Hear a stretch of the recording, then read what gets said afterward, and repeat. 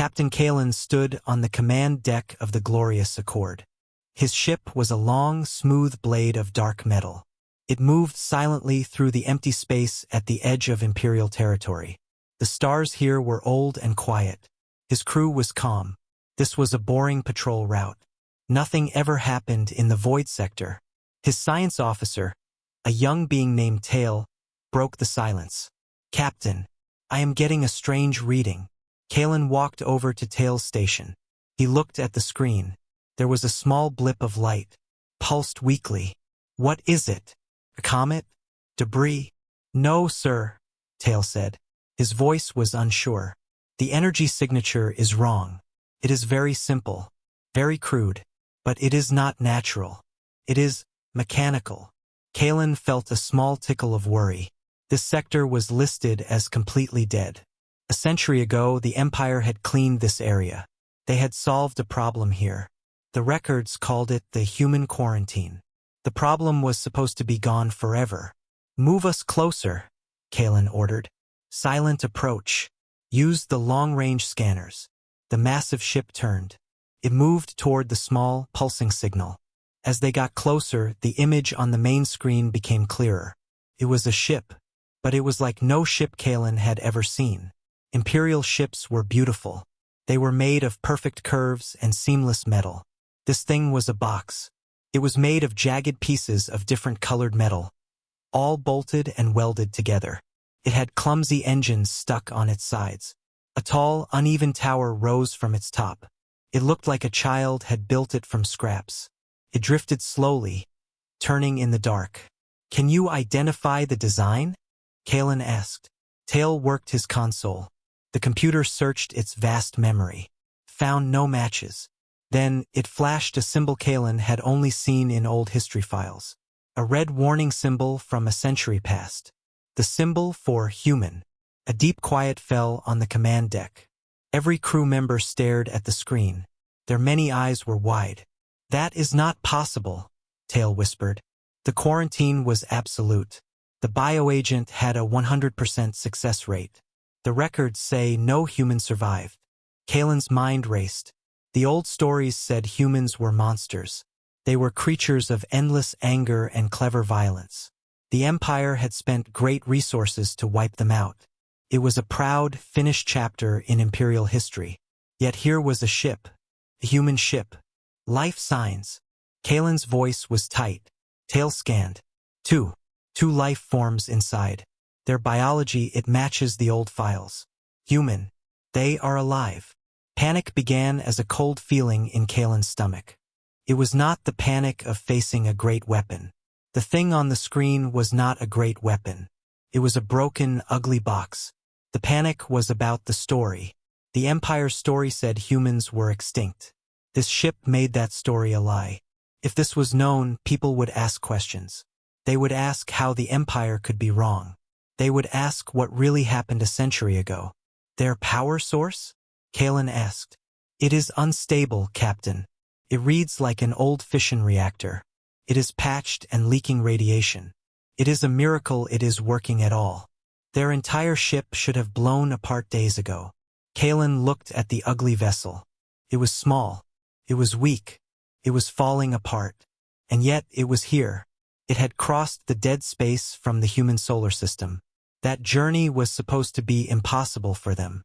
"Open a channel," Kalen said. "Use the standard first contact hail." The communications officer obeyed. A signal went out. A peaceful, digital greeting in the Imperial language. On the screen, the human ship reacted. Lights flickered wildly across its patched hull. A clumsy metal dish on its side spun around, pointing at the glorious Accord. Then a signal came back. It was not a clean digital reply. It was a blast of raw noise. It screeched through the speakers on the command deck. Buried in the noise were sounds. Sounds that were not music and not machine code. They were rough and rhythmic. "Are those voices?" Tail asked, stunned. "Are they speaking?" The noise stopped. For a moment, there was only silence. Then, a new signal came. A simple image. It was a picture made of bright, blocky lines. It showed a star and around it 9 circles. One of the circles, the third one, was highlighted. "It is a map," Kalen said, his blood going cold. "They are sending a map of their home system. They are saying where they are from." The message was clear. It was not a threat of war. It was a statement of existence. "We are here. We are from this place. You said we were gone. We are not." Captain Kalen looked from the ugly, brave little ship to the faces of his crew. He saw his own fear reflected in their eyes. This was not a military problem. This was a problem of truth. The Empire panicked. The unthinkable was now right in front of them, spinning slowly in the void. Could that really be a human vessel? Yes, it was. The command deck of the Glorious Accord was a tomb of silent tension.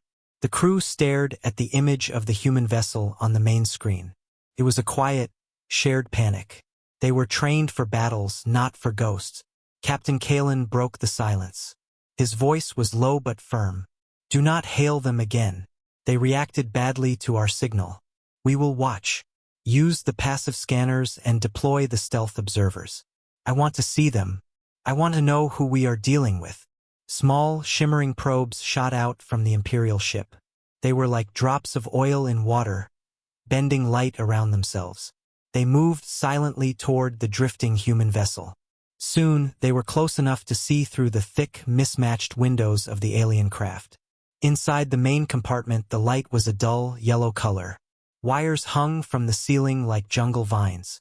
Panels were open, showing complicated nests of old circuits and hand-soldered connections. The air, according to the probe sensors, was thick with metal particles and the smell of ozone and sweat. 2 humans were there. One was a man. He looked to be in his middle years. His black hair was messy and stuck to his forehead with sweat. His name, according to a faded patch on his worn jacket, was Gene. He was on his back underneath a large, humming machine. His hands moved quickly, holding a crude tool that sparked. His face was tight with focus and worry. The other was a younger woman. Her name was Mira. She sat in a chair that was bolted to the floor. In front of her was a console covered in simple buttons and flickering screens. Her eyes moved fast, reading the changing numbers. She spoke, and the probes caught her words. They were strange, melodic, and full of hard sounds. The computer began to translate. "Gene, the leak is worse. Pressure in chamber 3 is falling fast. Can you seal it?" Jin's voice came back, grunting with effort. "I am trying, Mira.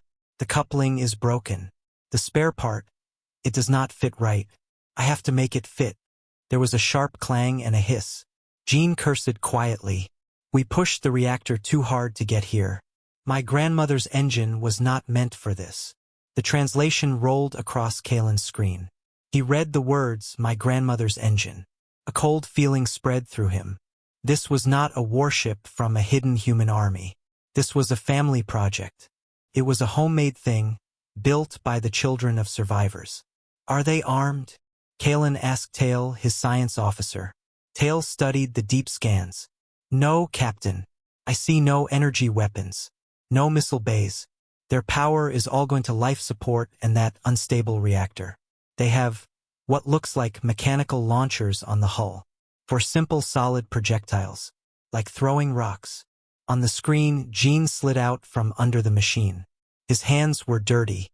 He looked at Mira. "If we shut down the secondary systems, we can give the main seal more power. Maybe it will hold long enough." "Long enough for what?" Mira asked. Her voice was tired. "They are out there. That big, smooth ship. They have seen us. What do we do now?" Gene walked to a small, round window. He looked out into the dark space where the Glorious Accord hung, invisible in the black. "We do what we came to do. We prove we are here." Hannah said that was the only weapon we had left. "The truth." Mira nodded. She touched a simple silver chain around her neck. She said they would be afraid. "I do not see fear. I see a ship that could turn us to dust with one shot." Back on the Imperial ship, Kalen listened. The political officer, Vrax, stepped forward. His face was a mask of disgust. "They are pathetic. They are talking of grandmothers and truth. This is a historical mistake, floating in space. We must correct it." One clean shot. Erase them. Report a sensor error. Kalen ignored him. He watched Jean and Mira. They were not monsters. They were mechanics. They were scared, tired people trying to fix a broken machine. But their existence was the most dangerous thing in this sector. Where is their home? Kalen asked. Tail pointed to the star chart. The third planet in that system. Our old records show it was a death world after the quarantine. Atmospheric toxins. Unstable geology. Nothing could have lived. Yet they did, Kalen said softly. On the screen, an alarm buzzed in the human ship. A red light flashed. Myra's hands flew over her console. Jean, the contact. Their probe scan is interfering with our old comms array. It is causing feedback in the coolant lines. The temperature is rising. Jean ran back to the machine. They are not attacking. They are just looking. But their technology is too strong. It is breaking our things just by being near. He grabbed a large manual valve and began to turn it. Muscles stood out on his arms. It was a simple physical act of survival. Not a push of a button, but the hard turn of a rusty wheel. Kalen watched this. The Empire's greatest fear had been human warships.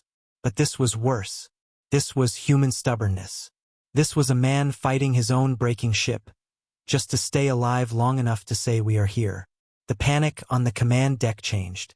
It became quieter, deeper. It was not fear of weapons. It was the fear of being wrong. It was the fear that the universe had not obeyed Imperial orders. Captain Kalen looked from the struggling humans on the screen to the powerful, perfect ship around him. For the first time, he wondered which one was really stronger. The red light in the human ship pulsed like a panicked heart. Jean held the hot valve, his hands aching. He could feel the vibration of failing systems through the metal floor. It is the feedback from their scan, Mira said, her voice tight. It is like a loud noise in our wires. It is shaking the coolant pipes loose. On the glorious Accord, Captain Kalen saw the crisis unfolding through the stealth probe. The human vessel was having a systems failure, but it was a failure his own ship had caused. It was an accident, a mere side effect of Imperial technology being too close to their crude machines. The political officer, Vrax, saw a chance. They are dying by themselves, Captain. A happy solution. We do not even have to fire. We can just watch their reactor melt. We can report that the human specimen self-destructed upon contact. Kalen felt a deep unease. This was not a battle. It was an infection. Their presence was a poison to this old, fragile craft. Can we stop our scan? Reduce interference. Tail, the science officer, shook his head. The stealth probes are on minimal power. It is their own systems, sir. They are too sensitive. They were not built to be near a starship. Then they will die because we looked at them, Kalen said, more to himself than anyone. In the human ship, Jean made a decision. He let go of the valve and stumbled to Myra's console. His face was pale under the yellow light. The secondary seal will not hold. We have minutes before the core overheats. So that is it? Mira asked. Her eyes were bright, but not with tears. With anger. We came all this way to die because their ship is too shiny? Jean looked at the main screen, which showed the Imperial vessel as a vague, dark shape against the stars. No. We do what we came to do. We send the message. All of it. We use the power we have left. The reactor surge will burn out our transmitter for good, Mira warned. It does not matter now, Jean said. He began typing on a simple keyboard. Help me. Route all non-essential power. Everything from life support except a pocket of air. Put it all into the broadcast array. Myra's fingers flew. Alarms screamed as she shut down systems. The lights dimmed. The constant hum of the air recyclers died, leaving a sudden, heavy silence. The only sound was the dangerous, rising whine of the reactor building power for one last burst. On the Imperial ship, Tail flinched. Captain, massive energy spike from the human vessel. It is not an explosion. It is being directed to their communications dish. They are going to transmit, Kalen said. Jam it. Block the signal. It was too late. The human ship did not send a polite digital signal.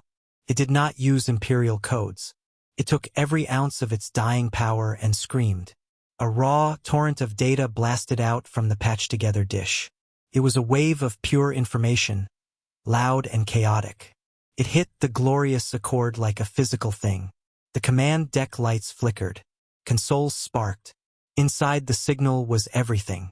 It was not a weapon but a life. It was the sum of a people who were told they were dead.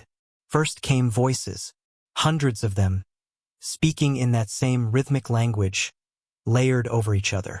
Stories, songs, simple conversations between parents and children. Then came images. Photographs of green hills under a yellow sun, of people with Jean and Myra's features smiling in front of simple metal homes, of handwritten letters in a flowing script. Then came numbers, lists, genetic sequences, medical records, proof of a population. And buried in the center of the storm was a simple phrase, repeated in a slow, synthesized version of the imperial trade language. 3 words, clear amid the noise. We, still, live. The signal ended. The power surge from the human vessel cut off abruptly. On the probe's feed, the inside of the Dawn Star went dark, lit only by emergency red bulbs. Jean and Mira were silhouettes, breathing heavily in the sudden quiet. On the glorious Accord, the silence was absolute. The crew was stunned. Their ears rang from the psychic violence of the transmission. It was not an attack on their ship, but on their history. Vrax was the first to speak, his voice a hissed. Propaganda. Lies. They fabricated this to confuse us. Tail looked up from his console, his face ashen. No, sir. The data, the genetic markers in the files. They match the plague-resistant sequences from our own old bioweapon reports. The records we have of the human genome. This is real. They adapted. They survived the quarantine. That was the true panic. It settled over the command deck. The Empire's greatest act of cleansing, a century ago, had failed. The weapon did not work. The humans were not erased. They were changed. They were hardened. They lived in the toxic ruins and remembered. Kalen looked at the dark, silent human ship on his screen. They had just shouted their existence into the void, using the last of their breath. They had chosen to send their history instead of trying to save their own lives. For 100 years, the Empire believed it had solved the human problem. In 1 minute, that belief was shattered. The fear was no longer about a single ship. It was about what this truth would do when it reached the Empire's people. What would they think when they learned their leaders had been wrong? What would they do when they learned the monsters were just survivors?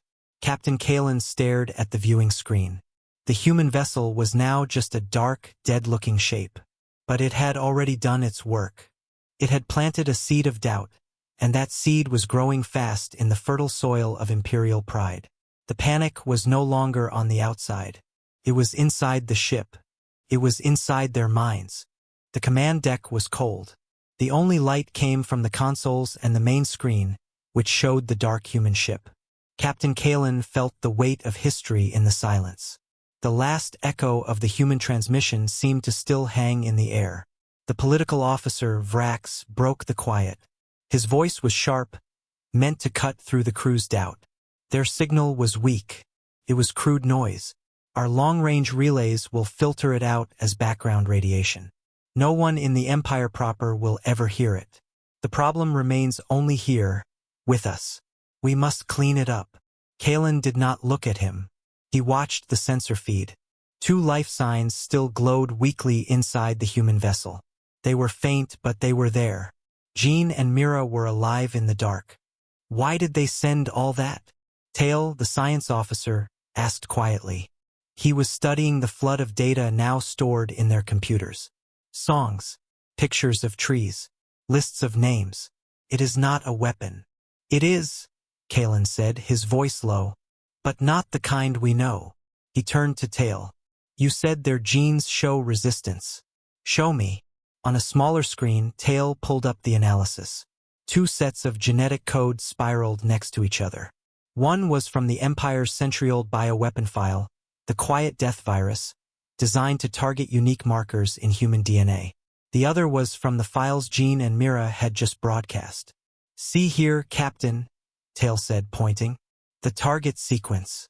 The virus was meant to attach here and unravel the cellular structure. But in these humans, that sequence is different. It is changed. It is like a door that has had its lock changed. The virus cannot bind to it." "How?" Kalen asked. "Genetic manipulation?" "No, sir," Tail said, sounding almost impressed. "It is natural. A mutation. It must have existed in a tiny part of the human population a century ago. When the plague killed the rest, these few people with this different lock lived. They had children. Now all of them have this lock. A natural mutation. The Empire's perfect, engineered solution had been defeated by a random twist of biology. It was an accident of life. It was the universe refusing to be neat and tidy. Kalen's mind went to the human Jean speaking of his grandmother. He turned to a private console. "Computer, analyze the human transmission for personal narratives. Focus on the older voice recordings." The computer filtered the sounds. It found a voice, an older woman's voice, speaking in that musical language. The translation scrolled on Kalen's screen. "They thought the silence would kill us. They thought if we were alone we would go mad. But you are not alone when you remember. Your grandfather is with you when you tell his stories. Your lost mother is with you when you sing her song. We are a people of memory. We carried everyone in here." Picture appeared next to the text. It showed the same woman, Hannah.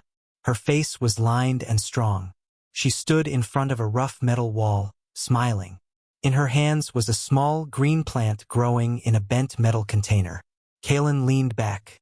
He understood now. The humans had not rebuilt cities or great fleets. First, they had rebuilt their memory. They had preserved who they were. They had tended it like that small plant in the toxic soil of a broken world. That was what the Dawn Star truly was. It was not a warship. It was a memory, given wings and sent out into the dark. "Captain," the communications officer said, "we are receiving a new signal from the human vessel. It is very weak. Audio only." "Put it through," Kalen ordered. The speakers crackled. It was Jin's voice, thick with exhaustion. He was speaking in his own language, but the computer translated it in real time. "If anyone can hear this, Imperial ship, our primary life support is failing. We have air for maybe 1 more hour. Our reactor is dead. We are drifting." There was a long pause, filled with static. "We did not come to fight. We just came to say it. You did not win. We are still here. Tell your people that some stories do not end the way you write them." The signal cut off. The words sat in the quiet air of the command deck. "You did not win," Vrax sneered. "A final boast from a dying animal. It changes nothing." But it changed everything for Kalen. He saw the 2 paths clearly now. The first path, he could follow Vrax's order. He could fire a single, clean lance of plasma. The human ship would vanish into a brief, hot cloud of atoms. The Empire's record would remain clean. The story would stay intact. The second path was unthinkable. It led into the unknown. He looked at the image of Hannah on his screen, holding her small plant. He looked at the genetic code that had refused to die. He thought of Jean and Mira, sitting in the dark, waiting for the air to run out. They were not monsters. They were witnesses. And a story, once witnessed by the right people, becomes very hard to kill. The panic in the room was not about the humans anymore.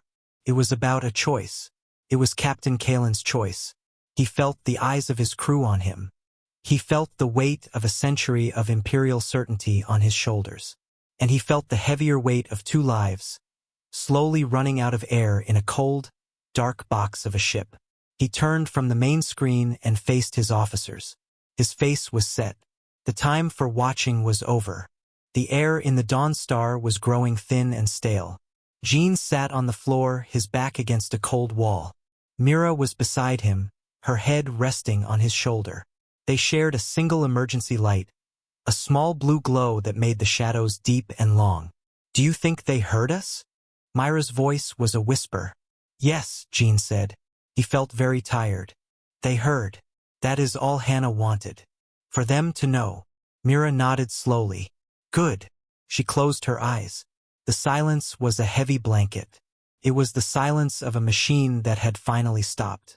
The reactor was dead. The only sounds were the faint, final clicks of cooling metal and the sound of their own breathing. On the glorious Accord, Captain Kalen's mind was made up. He saw the two paths and he could not walk the first one. He could not pull the trigger on a history lesson. He turned to his crew. We are going to board them. We are going to bring the humans onto our ship. Medical team to the launch bay. Prepare a quarantine section. Use soft protocols. They are not prisoners. They are survivors in need of aid. The political officer, Vrax, moved quickly to stand between Kalen and the rest of the command deck. His face was tight with anger. This is treason against the historical record. You are choosing the side of a historical error. I cannot allow it. This is my ship, Officer Vrax, Kalen said, his voice calm but hard. And this is not about sides. It is about witnessing the truth. Move aside. Vrax did not move. Instead, he raised his hand. In it was a small command pad, glowing with a sinister red light. I have override authority from the Imperial Historical Bureau. For situations exactly like this. To correct errors before they spread. He turned to the weapons officer. Lieutenant, target the human vessel. You have my direct order. The weapons officer, a young man named Ren, looked from Vrax to Kalen. His hands froze over his console. Fear was on his face. Kalen knew arguing was useless. Vrax had the authority. He had the code. In a moment, a plasma lance would fire, and the Dawn Star would be gone. The truth would die with two tired humans in the dark. Kalen did not shout. He did not try to grab the pad. He simply turned his head toward the main screen and gave a small, sharp order to the ship's computer. Computer, execute Command Kappa 7. Authorization Kalen 30. The computer responded instantly. Command Kalen 30 recognized. Executing. A low hum filled the ship. On the command deck, every console screen flickered and went black for 1 second. When they lit up again, a new symbol glowed in the corner of each one. A single, locked padlock. Vrax stared at his command pad. The red light had died. He pressed buttons frantically. Nothing happened. What is this? What did you do? Command Kappa 7, Kalen said, walking toward him. A captain's emergency protocol. It locks all offensive systems and all external communications for 10 minutes. It is for when a ship is compromised or a captain loses control of their crew. It gives you time to think. You locked your own weapons? Vrax spat the words. I prevented a mistake, Kalen said. He now stood very close to Vrax. We are not judges of life. We are scouts. We have found life where we thought there was none. Our duty is to report that, not to erase it. He looked past Vrax to the weapons officer. Lieutenant Ren, you will escort Officer Vrax to his quarters. He is to remain there until further notice. Ren, looking relieved, moved quickly. 2 other crew members joined him. Vrax was led away, his protests fading into the hallway. The 10-minute lock was ticking. Kalen turned back to his crew. Now, we move. Tractor beam. Gently. Bring that ship into our main bay. Medical team, be ready. They will be afraid. They will think we are capturing them. Be calm. Be clear. The glorious Accord extended a beam of shimmering blue energy. It wrapped around the dark, silent form of the Dawn Star. Like a hand lifting a fallen bird, the tractor beam pulled the small human vessel toward the vast opening of the Imperial ship's launch bay. Inside the Dawn Star, Jean felt a deep vibration through the hull. He opened his eyes. The stars outside the window were moving. They were being pulled toward the giant, sleek shape of the Imperial ship. An opening was growing in its side, a mouth of light. Mira, he said, shaking her gently. They are coming. She looked, her eyes wide with fear and confusion. Are they saving us? Or taking us? I do not know, Jean said. He stood up, his body aching. He helped Mira up. They had no weapons. They had only themselves. They stood together in the small blue light, watching as their ship was swallowed by the empire that had tried to kill them all. The Dawn Star settled with a soft clang onto the deck of the launch bay. Bright white lights flooded in through the windows. Through the glass, Jean and Mira could see shapes moving. Tall figures in smooth armor and helmets. They were not pointing weapons. Some were pushing forward a floating platform with medical symbols on it. A loud clang echoed through the hull. Then another. They were the sounds of heavy locks sealing. The humans were now inside the Imperial ship. A new sound started. It was a sequence of clear, musical tones. Then a calm, translated voice came from outside. Human beings, you are safe. Your vessel is damaged. We offer medical aid. Please open your main hatch. There is air. There is no harm for you here. Jean looked at Mira. He saw the same question in her eyes. Was this a trick? Was this the clean, polite way to die? He took a deep breath of the thin, cold air. He looked at the hatch. Then he reached for the manual release lever. It was the only choice left. The main hatch of the Dawn Star opened with a hiss of equalizing pressure. A wave of cold, thin air rushed out, mixing with the warm, sterile atmosphere of the Imperial launch bay. Jean stood in the opening first, one hand raised to shield his eyes from the bright light. Mira stood just behind him, her fingers gripping the sleeve of his worn jacket. They both froze. The bay was immense. The ceiling was so high it vanished in shadow. The floor was a seamless, glowing white material. Imperial personnel in sleek gray uniforms stood in a wide circle, watching silently. Their faces were mostly calm, but their eyes were wide with a mixture of fear, shock, and intense curiosity. No one pointed a weapon. In front of the humans, a floating medical bed hovered. Beside it stood 3 Imperial medics in clean blue suits, their faces covered by clear visors. One of them took a careful step forward and made a slow, deliberate gesture with empty hands, palms open. "You are safe here," the translated voice said again from speakers in the walls. The voice was calm, but Jean could hear the tension underneath. "You need medical care. Please, come to the bed." Jin's legs felt weak. The gravity was different here, smoother, easier than the shaky artificial pull on his own ship. He looked at Mira. Her face was pale, but she gave a tiny nod. They had no strength left to fight, even if this was a trap. He stepped down first, his boots making a dull sound on the perfect floor. The Imperial crew took a collective half-step back. It was not a threatening move. It was instinctive.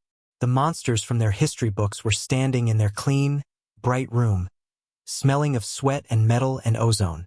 Jean helped Mira onto the floating bed. She lay back, her eyes darting around the bay, taking in the impossible scale and cleanliness of everything. A medic moved a small scanner over her. It beeped softly. Low oxygen. Mild radiation exposure. Stable. The medic said, the words translated for the humans. The scanner moved to Jean. As it passed over his chest, a sharper alarm sounded. The medic's professional calm broke for a second. "This one has acute radiation poisoning from the reactor leak. He needs immediate treatment." Jean barely understood the words. He was looking past the medics at the crowd of Imperial officers. He was looking for anger, for hate, but he saw mostly confusion. He saw faces trying to fit the reality of 2 tired, sick people with the legend of the human menace. From a walkway above, Captain Kalen watched. He saw Jin's searching look. He saw the proud, weary set of the man's shoulders, even as he swayed on his feet. He saw the young woman on the bed, watching everything with the sharp eyes of someone who had learned to spot danger early. Kalen left the walkway and descended to the main floor. The crew parted for him. He walked until he was a few paces from Jean, then stopped. He was taller than the human, but he made no move to appear threatening. He spoke, and his personal translator delivered the words in a neutral tone. "I am Captain Kalen. Your ship was failing. We brought you in." Jean studied the captain's face. He saw no sneer, no look of victory.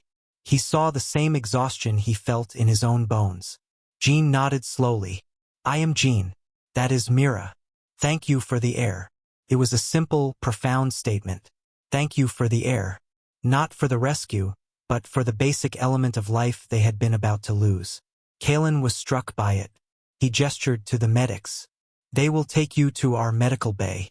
They will help you. As the floating bed began to move, carrying Mira and with Jean walking shakily beside it, the silent crowd watched them go. The humans moved through a corridor of their former executioners, and not a single hand was raised against them. In the pristine, white medical bay, Jean was placed on a bed next to Mira. Clear panels moved over him, administering treatments he did not understand. The pain in his chest began to fade, replaced by a deep warmth. Mira was already sitting up, drinking a nutrient fluid from a simple cup. Her color was returning. An imperial doctor, an older woman with gentle eyes, worked silently. When she was done, she looked at them both. You will live, she said through the translator. Then, almost like she could not help herself, she asked, the radiation in your system, it was from your own power source? Yes, Jean said, his voice rough. The reactor was old. It was my grandmother's design. It was the best we could build. The doctor stared at him. She had read the old files. She had seen the artist's renditions of human warships and fierce warriors. She had never imagined a grandmother's faulty reactor. Later, clean and dressed in simple gray infirmary clothes, Jean and Mira were led to a small, quiet room with a large window looking out at the stars. The Dawn Star was visible in the launch bay below, a sad, jagged pile of scrap metal next to the smooth Imperial shuttles. Captain Kalen entered. He stood by the window with them, looking at their ship. It should not have flown, Kalen said finally. Jean followed his gaze. He thought of Hannah, of all the hands that had built it. Many people said that, but it did. Silence hung between them, not of enemies, but of two people from different worlds, both struggling with a broken story. The immediate panic was over. The humans were not dead. They were alive, breathing Imperial air, looking at their broken dream of a ship. The problem was no longer a military one. It was a living, breathing, political problem. And as Kalen looked at Jean and Mira, he knew the real trouble was just beginning. The Empire did not know what to do with living proof. 1 week passed on the glorious Accord. Jean and Mira lived in a small, comfortable room. The door was not locked, but they knew they were not free. They were a problem waiting for a solution. The Empire did not have a procedure for living ghosts. Captain Kalen was called to the bridge for a secure communication. On the screen was a high-level official from the Imperial Historical Bureau. His face was smooth, his expression unreadable.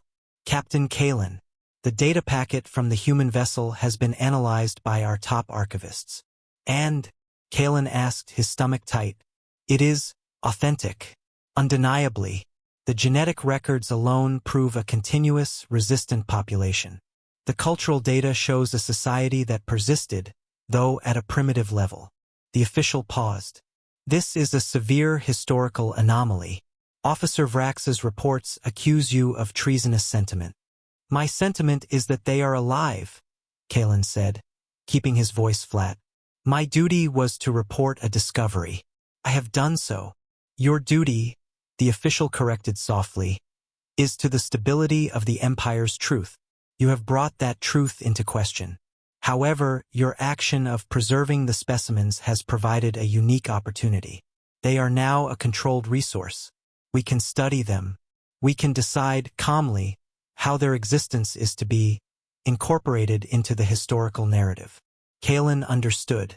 They would not be erased. They would be edited. Their story would be trimmed and shaped until it fit neatly into the Empire's old story, perhaps as a minor footnote about a small, lingering remnant. The victory of the quarantine would still be taught. Jean and Mira would become a curious fact, not a revolution. What are my orders? Kalen asked. You will bring the humans and all data to the Zalazar station. They will be transferred to a Bureau Science team. You are then to return to patrol duties. Your actions will be reviewed, but given the circumstances, a demotion is likely. Not a court-martial. It was a cold, political outcome. It was not justice. It was management. Later, Kalen went to the humans' room. Jean was looking out the viewport. Mira was sitting, her hands in her lap. They both turned as he entered. "We are to travel to a space station," Kalen said. "There, others will take charge of you." "We will be studied," Mira said. It was not a question. "Yes," Kalen admitted. Jean nodded slowly. "And then? Will we be sent home?" Kalen found he could not look at him. "I do not know the Bureau's long-term plans." Silence filled the room. Jean looked back out the window at the stars. "You are afraid of us," he said, not unkindly. "But not because we are strong. You are afraid because we are proof that you can be wrong. That is a more frightening thing for an empire than any weapon." Kalen had no answer. The human had seen right to the heart of it. The journey to the station took 2 days. When the Glorious Accord docked, a team of Bureau scientists in crisp white coats was waiting in the transfer bay. Their manner was polite, professional, and utterly cold. They did not see people. They saw specimens, a puzzle to be solved. As Jean and Mira were led away by the scientists, Kalen stood on the command deck of his ship, watching them go. He felt a hollow feeling. He had saved their lives only to deliver them to a different kind of silence. Just before they passed through the doorway, Jean stopped. He turned and looked back, not at the scientists, but down the corridor toward where he knew Kalen's ship was docked. He raised his hand, not in a wave, but with fingers slightly spread. A simple, silent gesture of acknowledgement. Then they were gone. Back on the Glorious Accord, Kalen prepared for his return to patrol. He was no longer a captain. He was a junior officer. His first officer would take command. It was a small price, he told himself. As he packed his few personal items, his console chimed. It was a report from the ship's communications officer, marked Automatic Signal Propagation Analysis. He almost deleted it, but he opened it. It was a map of local space. It showed the blast of data Jean and Mira had sent just before their ship failed. The report detailed how the powerful, crude signal had not just hit the Glorious Accord. It had bounced off nearby nebula gases. It had echoed. The signal had been so raw and loud that it had propagated in ways a clean Imperial signal would not. A highlighted line on the map showed a probable trajectory. The echo of the human broadcast, weakened but still readable, was drifting toward a busy Imperial trade route. It would arrive at a communications buoy in approximately 3 standard months. The panic was not over. It was just beginning its journey. Kalen sat down, a faint, unexpected smile touching his lips. They had tried to silence the humans. They had tried to manage the truth. But Jean and Mira had already shouted their truth into the dark. An empire could lock up 2 people. But it could not catch a story once it had been set free. He looked out his own viewport. Somewhere out there, the echo was traveling. Carried voices, songs, and a simple phrase, "We still live." The Empire had panicked at the sight of a human vessel. Soon others would hear its message, and they would have to decide what to do with a truth that refused to die.